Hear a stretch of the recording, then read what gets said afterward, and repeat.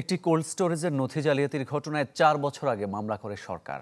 ওই মামলার বাদী সাক্ষী ছিলেন ডিসি অফিস ও পরিবেশ অধিদপ্তরের ৬ জন কর্মকর্তা কর্মচারী। এবার জুলাই হত্যাকাণ্ডের মামলায় আসামি করা হয়েছে তাদের।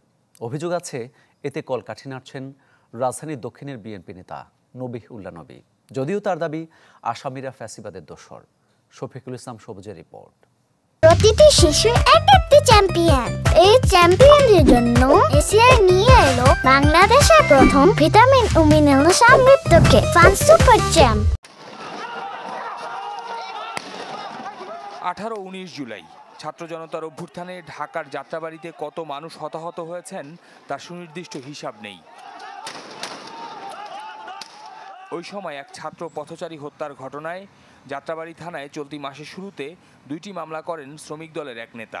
প্রতিটি মামলায় আসামি 420 জন করে, যেখানে রয়েছেন পরিবেশ অধিদপ্তরের 3 কর্মকর্তা, ঢাকা জেলা প্রশাসনের নির্বাহী ম্যাজিস্ট্রেট থেকে শুরু করে অফিস সহকারী।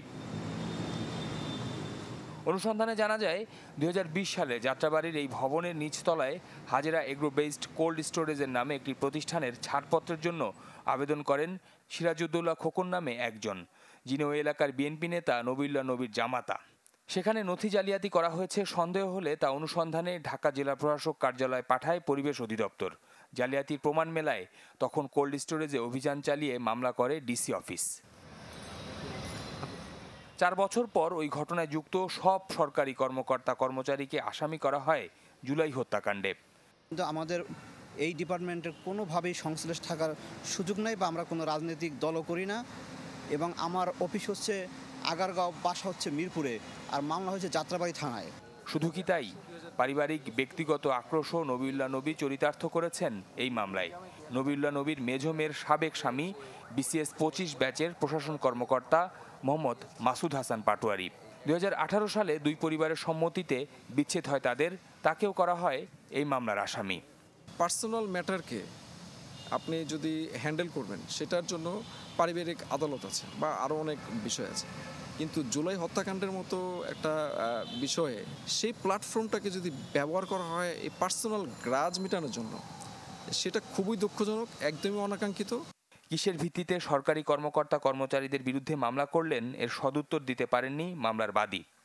আপনি কি নবীউল্লাহ নবীর নির্দেশে মামলাটা করেছেন? না ভাই, না, আমি ভাই দলীয় নির্দেশে ভাই মনে করেন মামলাটা করছি। অভিযোগের বিরুদ্ধে বিএনপি নেতা নবীউল্লাহ নবী বলেন, জেনে বুঝেই সরকারের ওই কর্মকর্তা কর্মচারীদের বিরুদ্ধে মামলা করা হয়েছে।